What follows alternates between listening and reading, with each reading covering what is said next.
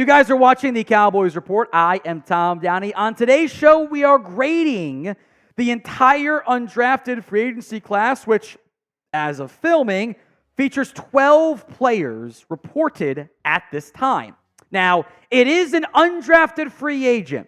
And much like for our draft grades, I've said I'm never going lower than a C for a 6th or 7th round pick. I will never go lower than a B for an undrafted free agent. These guys get like a couple $1,000s to sign. It is not an issue. It cannot be worse than a B as far as I'm concerned. Now, we will have you covered all off-season long with the latest and greatest on the Dallas Cowboys.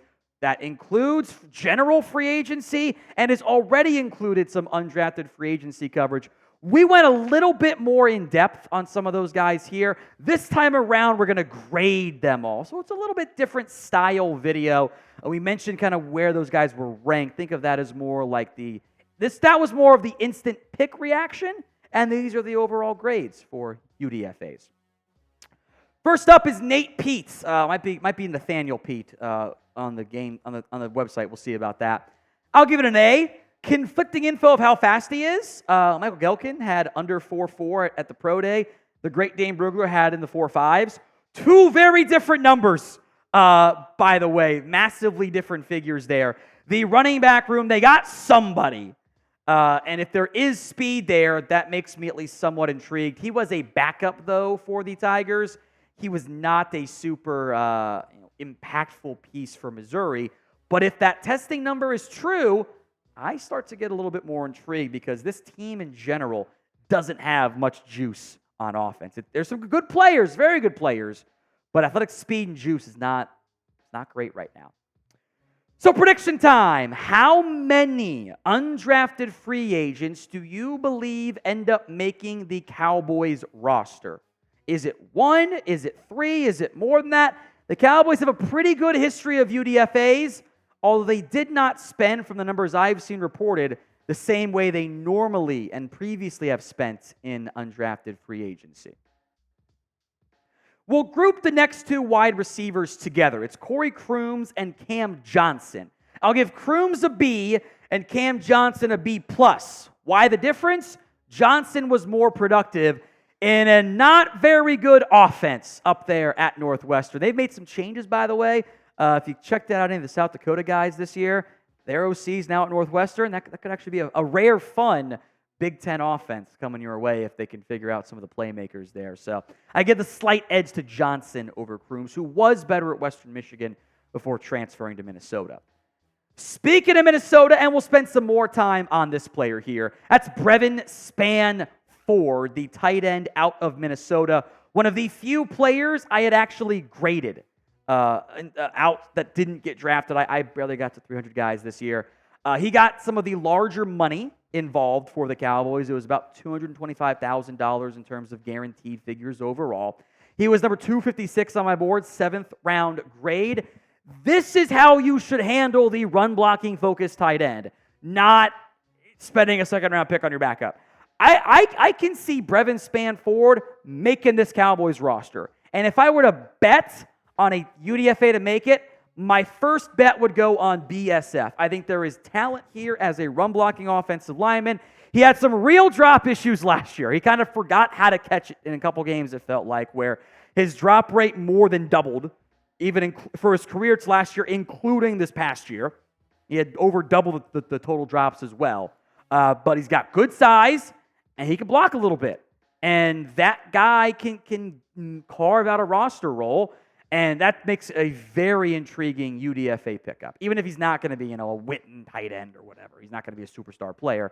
I think he can find a role on your 53-man roster. Today's show is made possible by Prize Picks. Go to prizepicks.com/CLNS and use code CLNS for a first deposit match up to $100. That link is going to be in the comment section and in the description of today's show. That's prizepicks.com/CLNS. Use code CLNS. You can do NBA prize picks. You can do NHL prize picks. You can do esports and season-long NFL prize picks as well.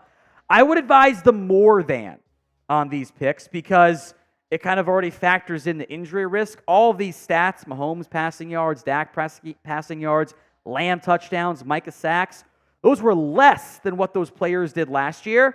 So if they just play like they did last year, if not better, they're going to hit the more than with ease. Do the flex play, by the way, in case one gets hurt or whatever, you still end up being okay, and you still win. Go to prizepicks.com/CLNS and use code CLNS for a first deposit match up to $100. Links in the comments and the description of today's show. Alec Holler out of Central Florida, a little bit smaller tight end. Cowboys have had some success with that guy, though, in recent years. I didn't love the production or the size. But again, it's a UDFA. I will never go lower than a B. I think that's crazy talk to be like, this is a D UDFA signing. What? How? No. It's an undrafted free agent. It's as close to free as you can find in the NFL. They gave Nate Peat a $5,000 signing bonus.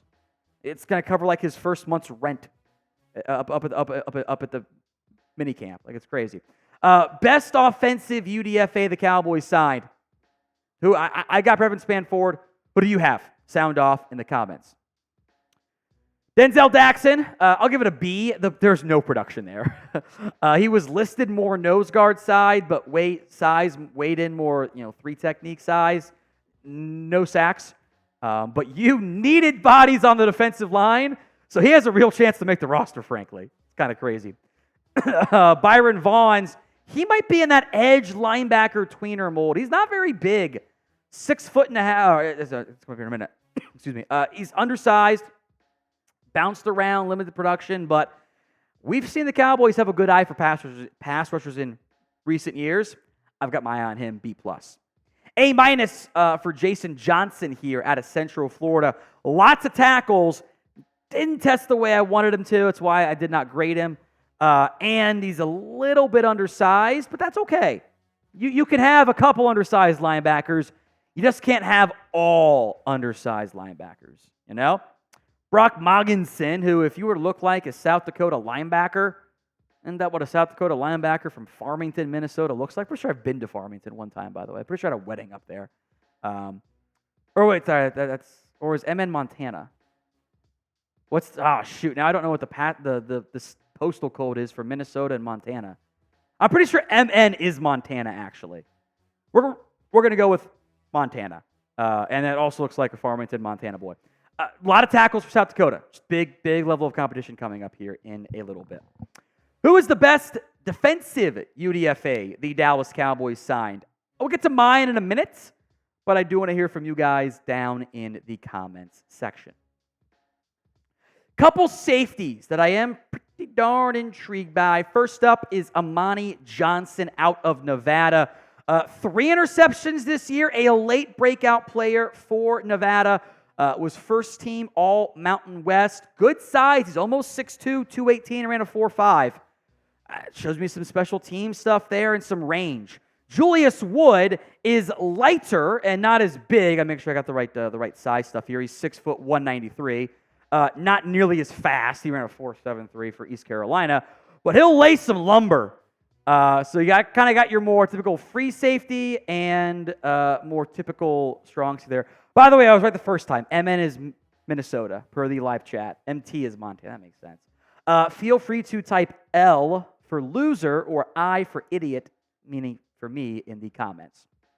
Josh DeBerry at A&M, a Boston College transfer, has played some corner as well. Safety corner, has done both those things. Announced as a safety by Dallas, but has played corner in the past too. So kind of DB in general there, which I always like adding DBs and safeties because you got to fill out the back end of your roster there. So overall, this has not been my favorite Cowboys UDFA class. Last year's I really liked.